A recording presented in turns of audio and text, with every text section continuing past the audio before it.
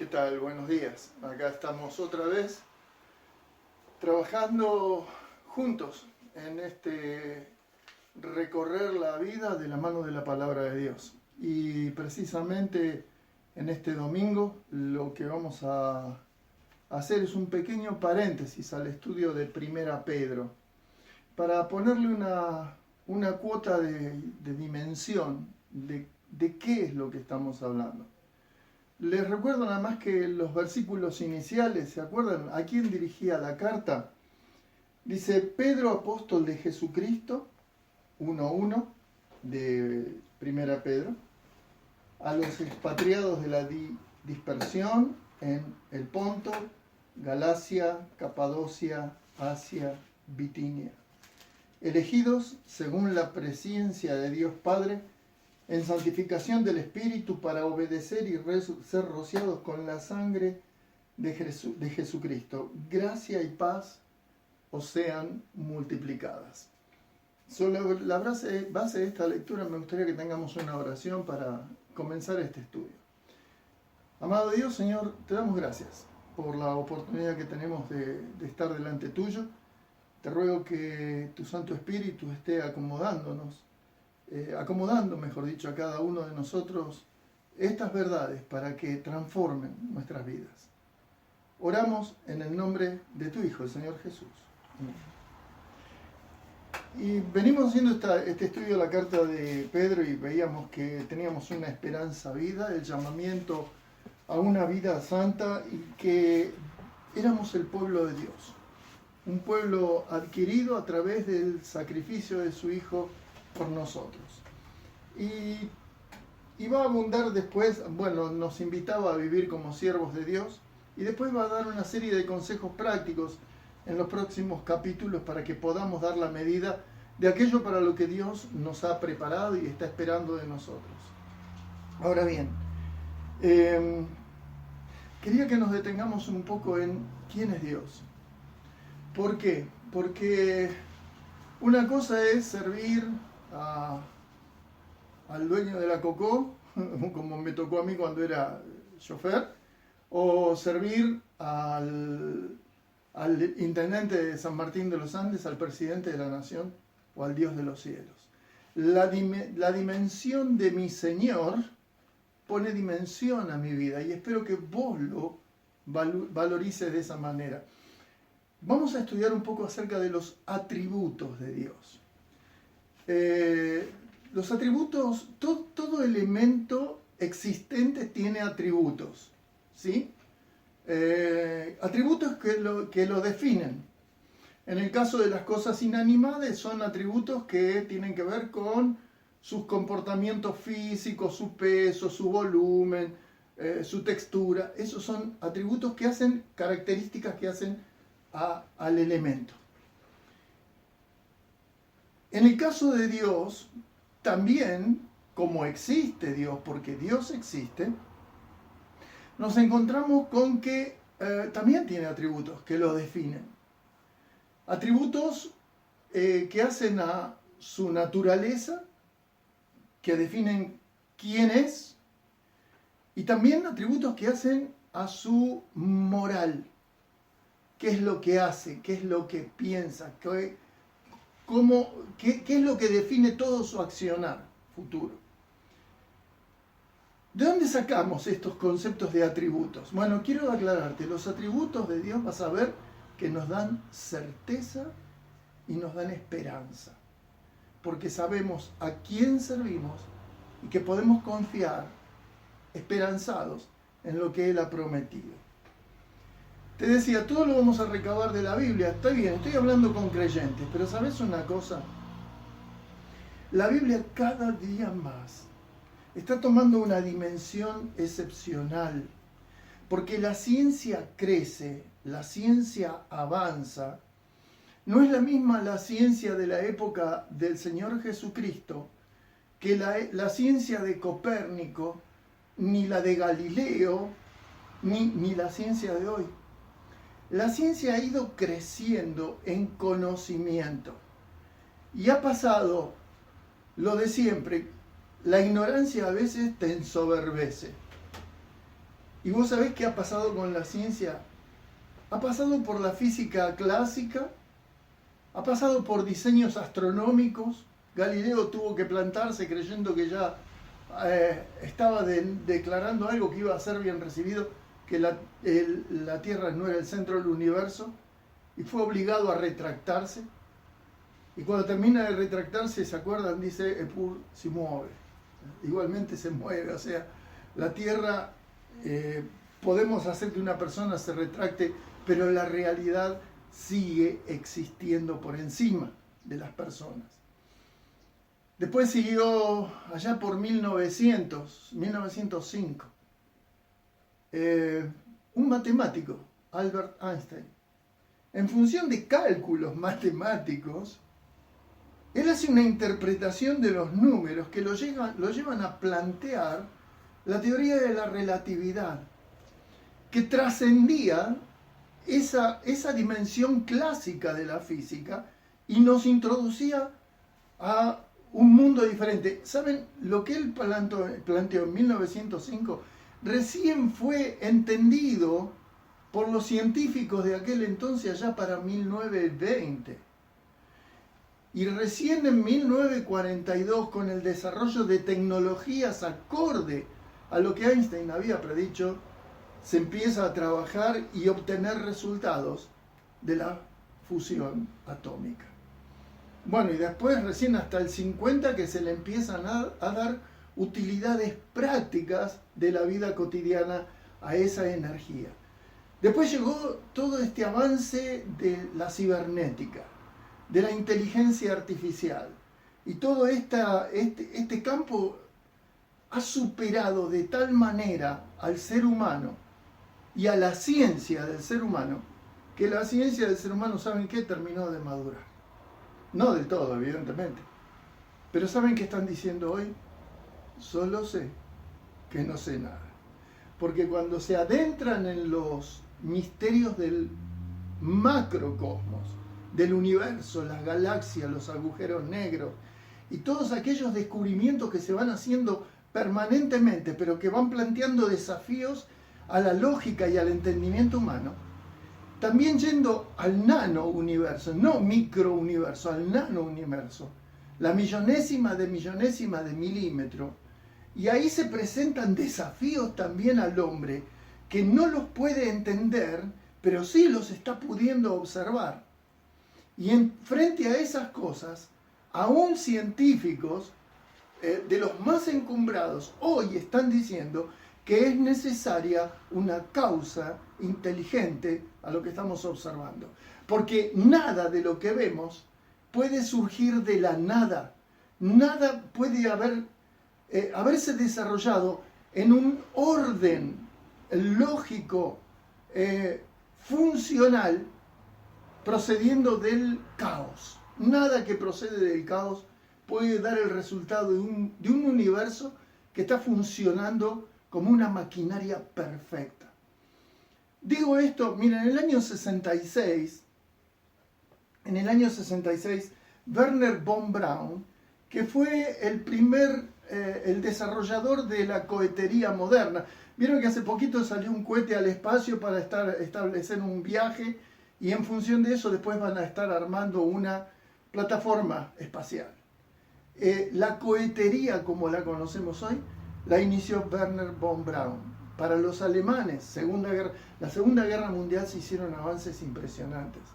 Y von Braun, este hombre fue el que, aplicando la ciencia, después la utilizaron para la fabricación de las bombas B1 y B2, que eran teledirigidas ya en aquel momento.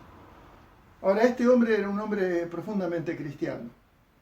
Y en un encuentro de liderazgo cristiano internacional en el año 66, él dice: a causa de las cosas maravillosas que ha hecho por la sociedad, nos vemos tentados a darle un valor demasiado alto a la ciencia. Deberíamos recordar que la ciencia existe solo porque existe la gente. Y sus conceptos existen solo en la mente de los hombres. Más allá de estos conceptos, existe la realidad que nos está siendo revelada. Mas esto solamente por la gracia de Dios. ¿Sabes? La ciencia lo que hizo fue tratar de explicar. Y lamentablemente se envanecieron en sus conocimientos los hombres y negaron a Dios.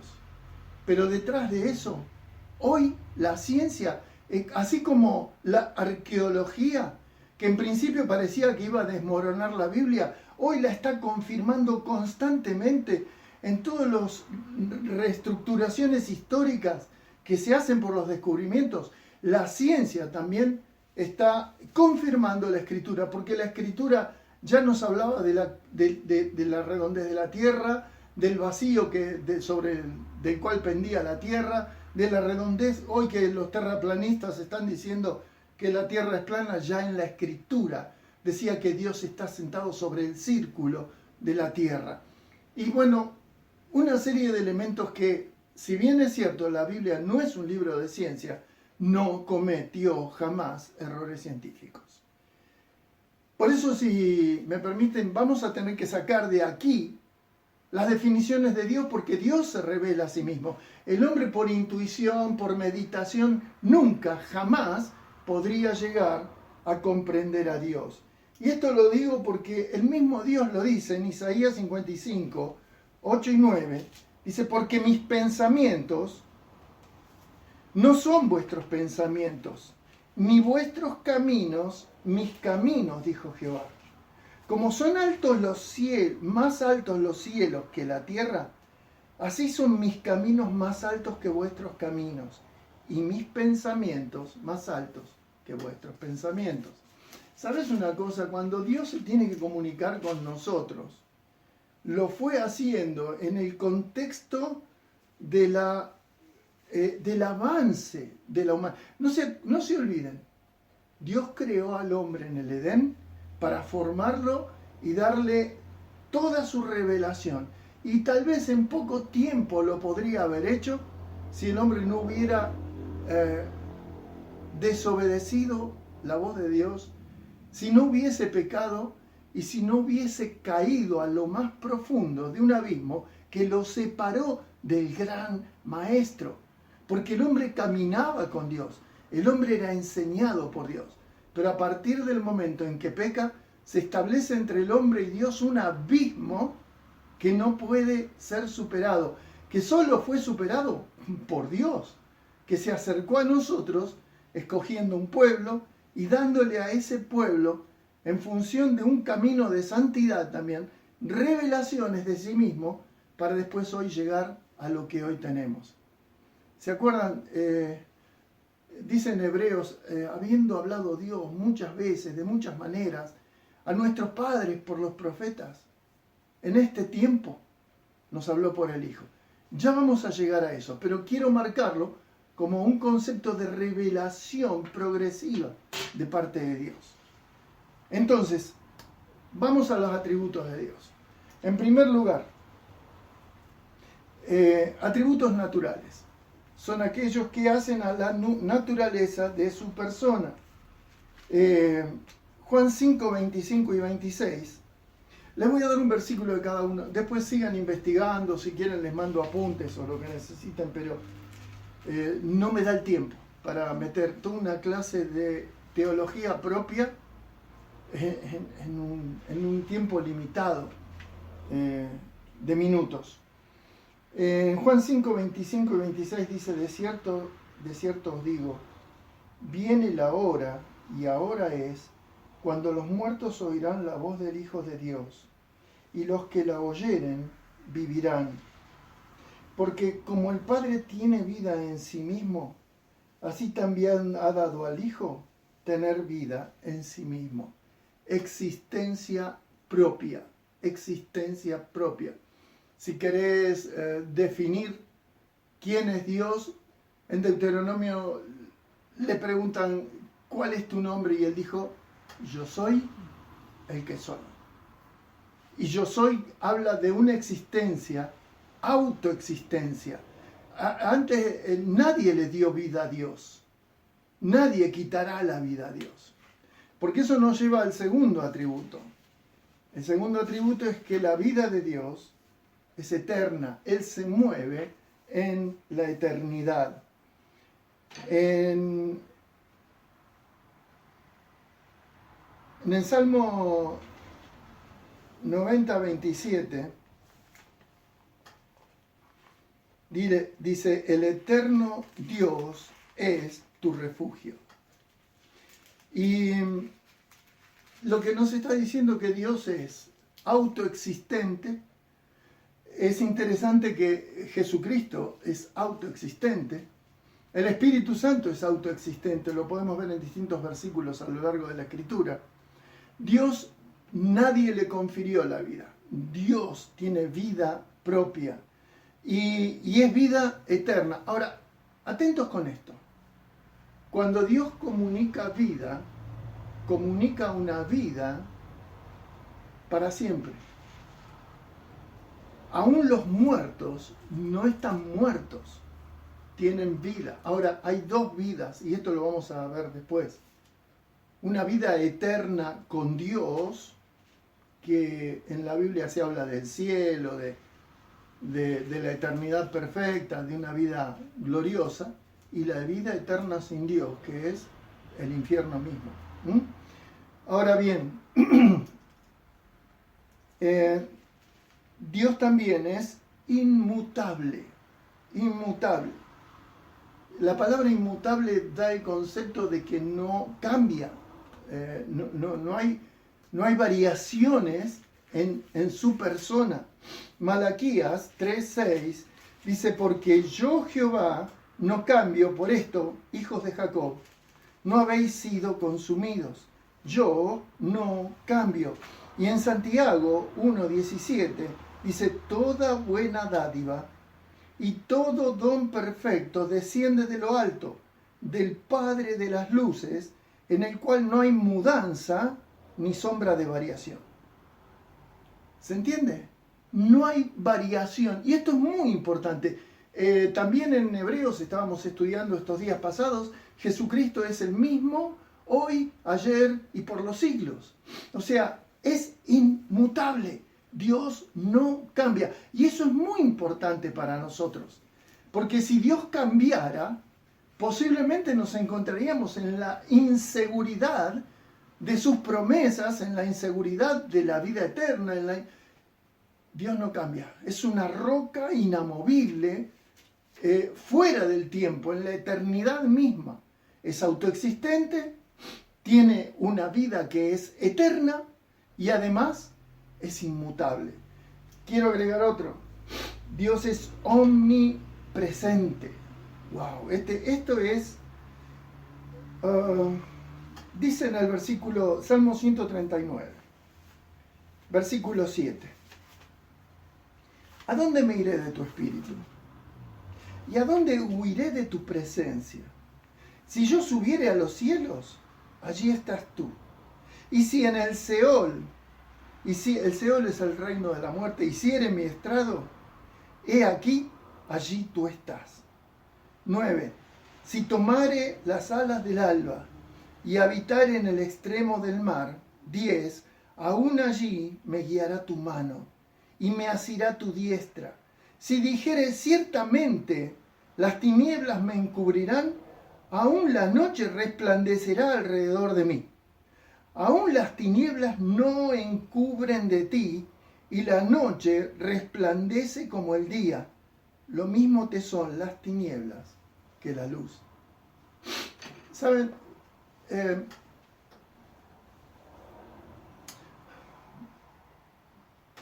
Hay un hombre ateo, un día le preguntó a un chico, dime, ¿dónde está Dios?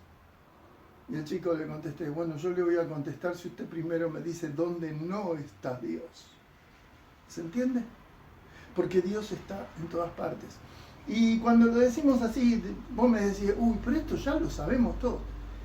Alto, ¿lo sabés?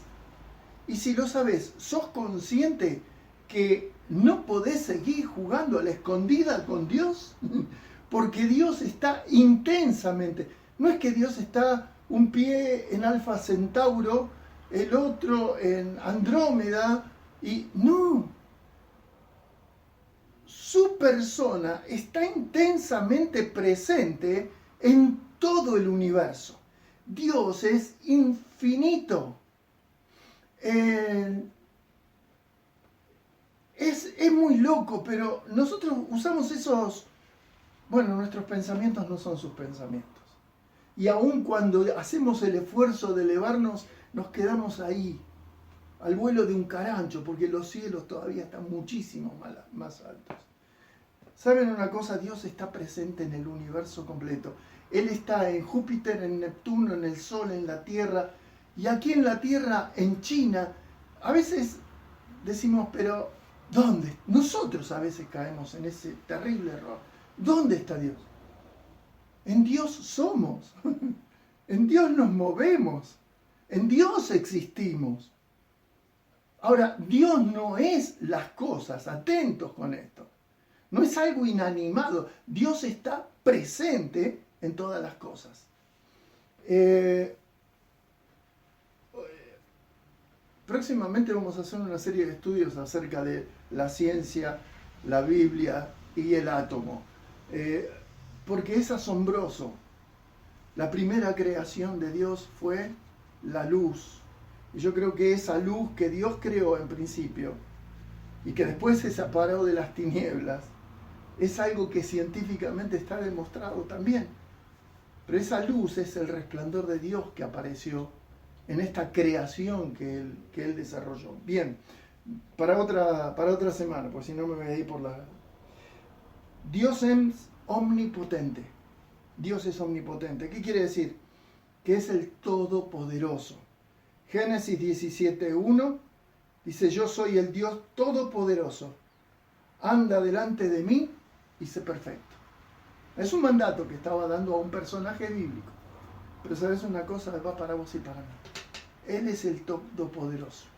Anda delante de mí y sé perfecto. ¿Por qué? Porque me está observando. Porque yo soy transitorio en esta etapa, en esta vida.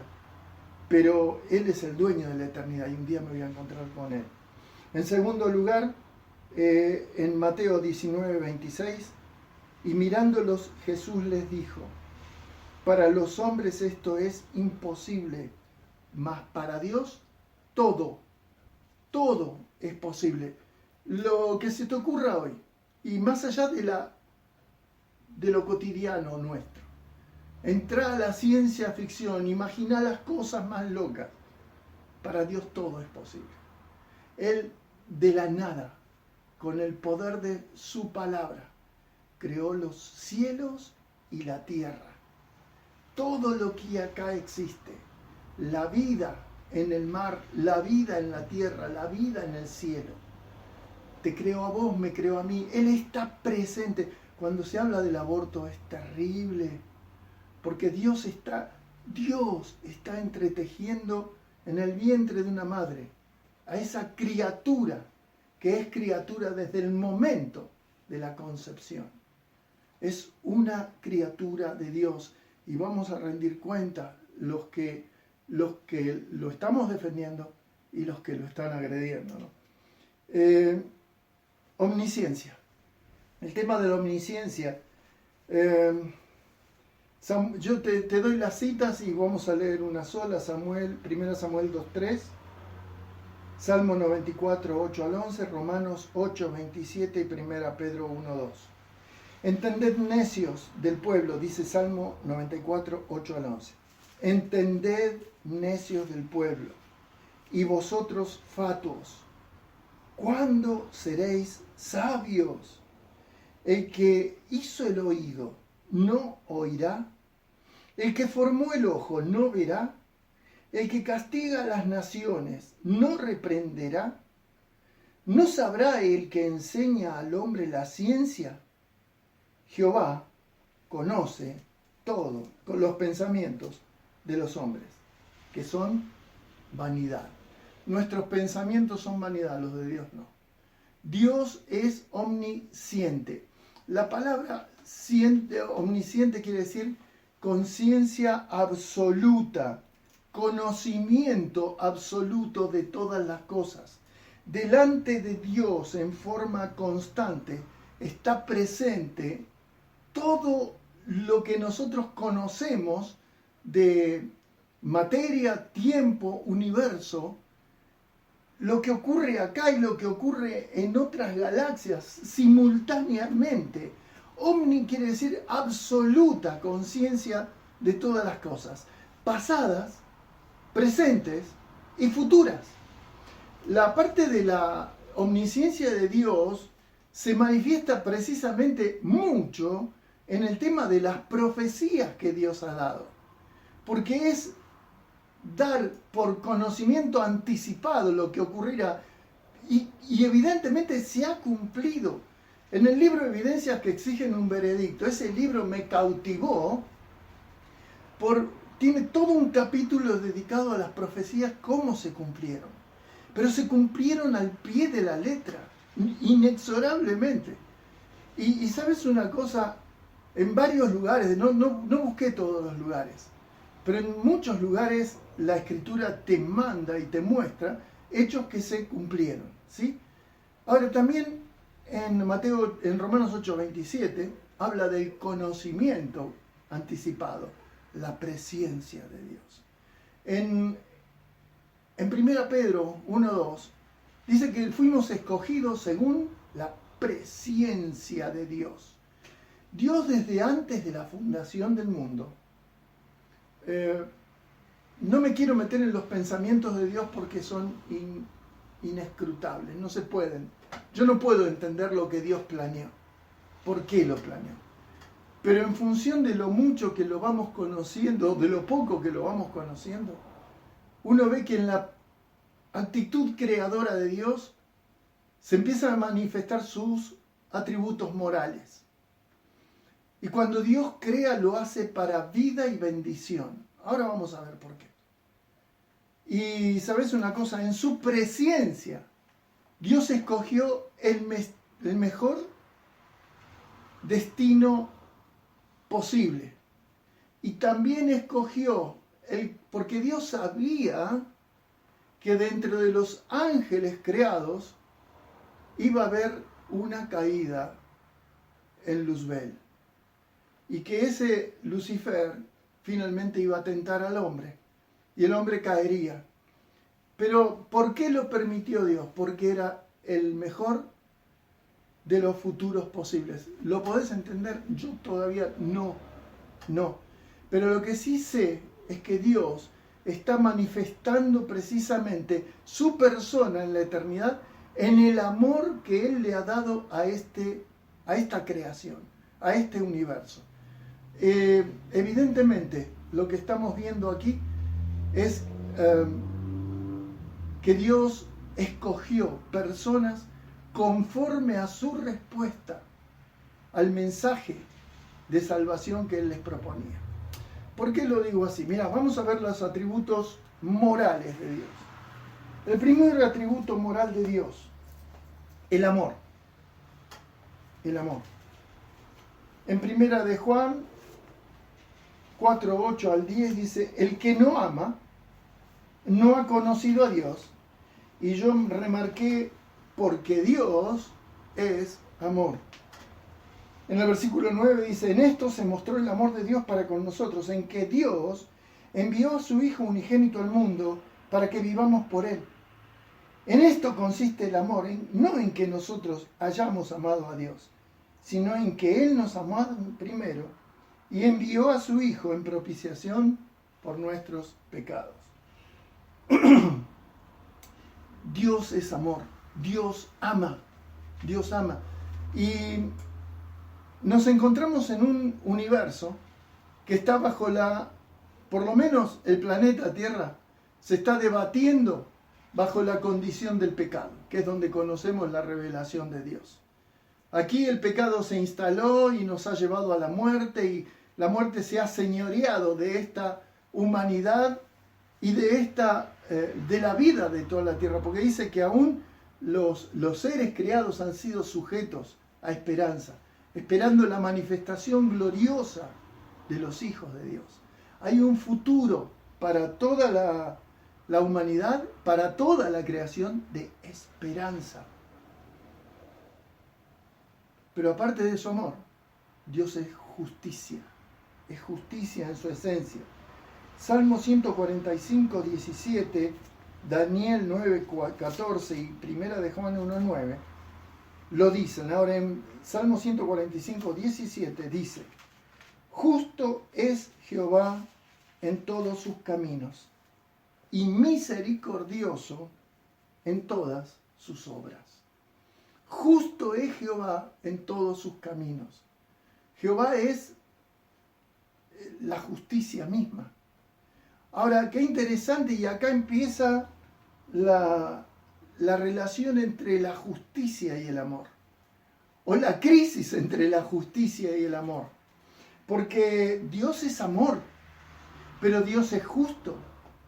Dios ama a la humanidad por él creada, a toda la humanidad ama, pero hay un problema que se llama pecado que se instaló en la humanidad, y la justicia de Dios no puede llamar inocente al culpable. ¿Se entiende dónde estamos yendo? ¿En qué estamos entrando?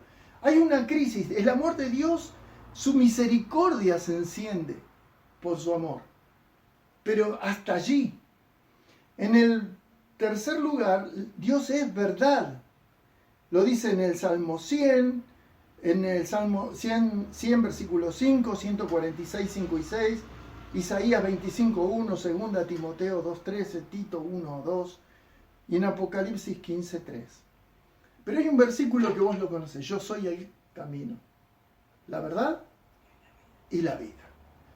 Allí el Hijo Jesucristo dice: yo soy la verdad. No dice soy una verdad, es la verdad en esencia. En Dios no hay mentira.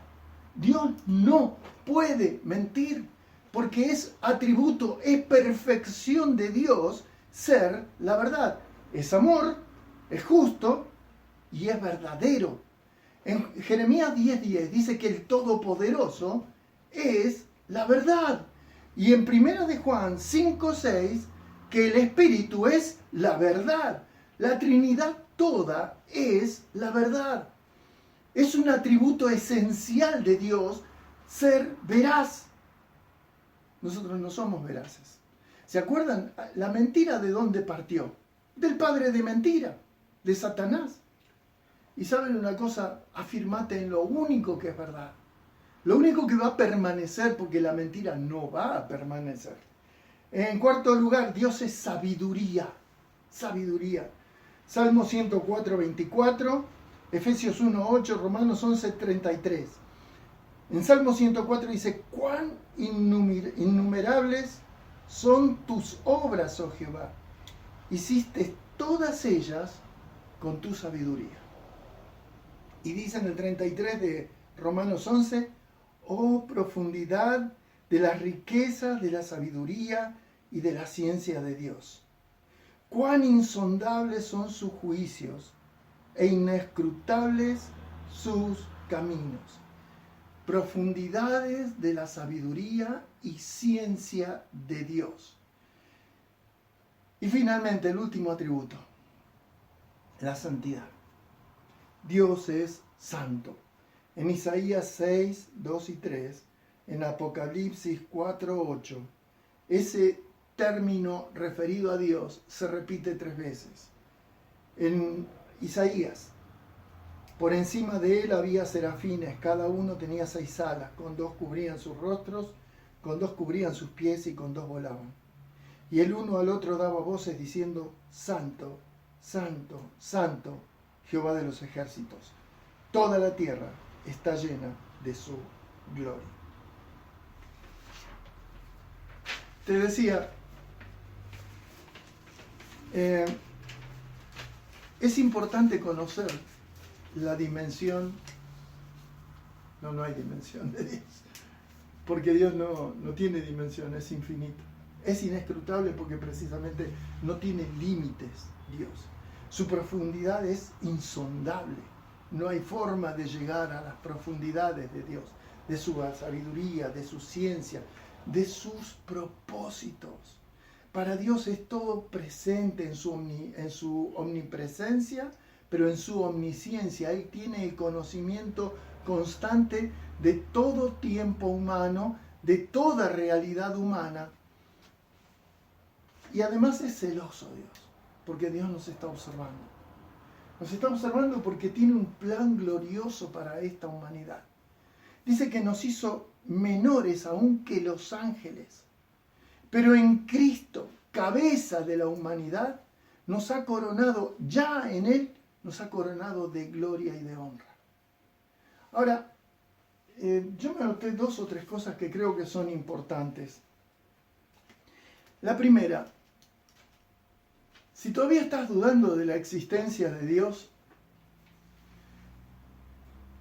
yo te invitaría a que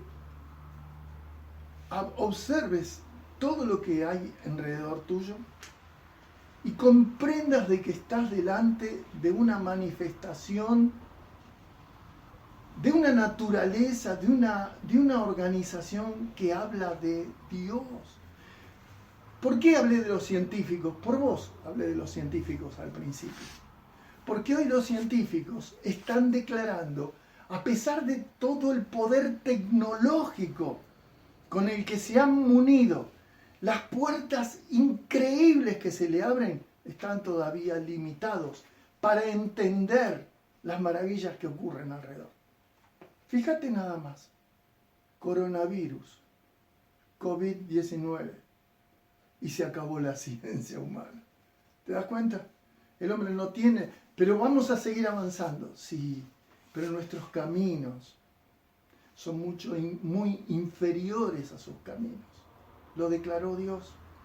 En la Escritura, un libro que no pudo ser apagado. Otros libros, vos leés los libros de mitologías, teologías de otras religiones, y te das cuenta que estás hablando de Marvel. ¿Sabés qué es Marvel, no? Todos los superhéroes que hoy nos llenan la pantalla. Estamos hablando de cosas, pero la Biblia no puede ser cancelada, porque en sí misma es la palabra eterna de Dios. Yo te invito, sí, y espero que seas sensible. Dios te está hablando. Dios te está diciendo, ¿sabes qué? En vos hay una separación entre vos y yo. Te lo dice Dios. En Isaías 59:2 dice, vuestras iniquidades, vuestros pecados, vuestras maldades han hecho separaciones entre vosotros y vuestro Dios, y han hecho que tuerza su rostro para no vernos siquiera. Pero hay un camino de esperanza, hay un camino en el cual el amor de Dios y la justicia de Dios se encuentran. Hay una canción, hay un poema que dice que se besaron, y fue en la cruz de Cristo. Porque Jesucristo no vino a morir para mostrar la maldad de los hombres. Sí, era evidentemente consecuencia, pero Él vino para salvar a los hombres de su maldad. Cuando Él muere en la cruz, deja abierta la puerta para que todo aquel que cree que Jesús es Dios, que queda asombrado por un ser que aún tampoco pudo ser apagado en este mundo, y en todas las naciones crece todavía la fe en Él. Y ¿sabes una cosa? Si vos podés creer que ese Jesús que murió en la cruz era Dios mismo muriendo y aceptando el regalo del perdón, porque precisamente en Juan 1:8 dice que quienes confiesan sus pecados, Dios es fiel y justo para perdonar sus pecados y limpiarnos de toda maldad. Pero en función, lo va a hacer Dios, de la sangre, versículo 1:7 de 1 de Juan, en función de la sangre de Jesucristo. ¿Qué te estoy diciendo? Que si vos podés creer, pasás por esa puerta que Jesús dejó abierta al cielo, que es Él mismo. Él dijo, yo soy el camino, yo soy la verdad, yo soy la vida. Nadie viene al Padre sino por mí. Pero vos llegás a Jesús y Jesús te toma y te traslada al reino de su Padre, al reino suyo. ¿Sabes una cosa? ¿Cómo se hace? No se hace yendo a la iglesia todos los domingos, no se hace haciendo obras de bien, caridades, se hace creyendo. En realidad no es hacer nada, es recibir el regalo.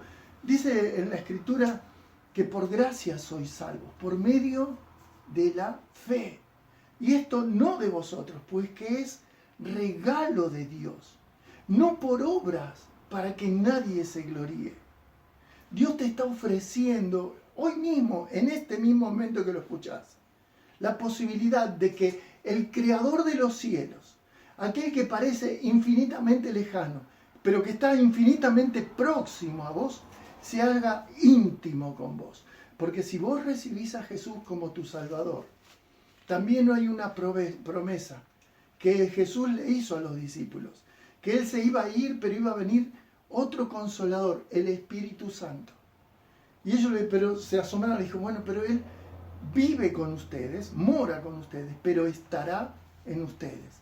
Después que Cristo murió y que la limpieza del pecado se hace posible, Dios puede entrar a la persona que haya recibido a su Hijo y establecer en él una nueva condición. La condición pasa de perdido, de pecador condenado al infierno, a un hijo bendecido, familia de Dios. Espero que vos puedas hacerlo. Si en este momento en tu corazón escuchás el llamado de Dios, te invito a que hagas una oración. Que le digas a Dios así, sencillamente, Señor, soy pecador. Decíselo. Recibí el regalo, Señor. Creo que tu Hijo Jesucristo murió por mí en la cruz. Y pagó para que tu justicia fuera satisfecha y hoy pueda recibir tu amor. Dame la vida, Señor, la vida de tu Hijo. Si pudiste hacer esa oración, sos un hijo de Dios. Espero que me lo cuentes, me lo comuniques. Hay tantas formas de comunicarnos hoy que lo podés hacer. Pero, ¿sabes una cosa? Para vos empezó una nueva vida si diste ese paso. Ahora, los creyentes. ¿Te das cuenta a quién servimos? No estábamos sirviendo a un viejo de barba sentado. Estamos sirviendo al motor del universo, a la mente creadora. Estamos sirviendo según propósitos que aún no podemos entender completamente, pero es Dios, el sabio, el científico, el inteligente, que ha dado mandatos que deben ser obedecidos porque Él es Dios. Porque no podemos entender, pero Él entiende por nosotros. Porque manifiesta su amor cada día, a cada instante. En el aire que respiramos, en las condiciones de vida que tenemos. Y aunque la vida sea adversa, no es por Dios. Es porque el hombre es malo, esencialmente. Dios murió por vos, o sea, Cristo murió por vos siendo Dios, para llevarnos al cielo y ponernos en una condición de hijos del eterno Padre. Ahora ese Dios está esperando algo de vos y de mí. Está esperando gratitud. Hebreos, lo vimos estos días, lo repetí porque ese versículo mueve mi existencia. Habiendo recibido nosotros, si alguien aceptó a Cristo recién, habiendo recibido nosotros un reino inconmovible, y de eso estamos hablando, mediante nuestra gratitud sirvamos a Dios. Dios está esperando que dejemos de pensar necesariamente en lo terrenal y empecemos a pensar en lo celestial. Dios está esperando que reorientes tu vida. En Colosenses dice, para que en todo Jesucristo tenga la preeminencia. ¿Tiene la preeminencia o la tiene el coche en tu vida? ¿Tiene Cristo la preeminencia o la tenés vos la preeminencia? Aquel que dice servir a Cristo, ¿lo sirve por amor a Él o para encontrar significado personal? Cada uno de nosotros tiene que hacer un análisis personal, plantar a Cristo preeminente por encima de todas las cosas en su vida y disponerse al servicio.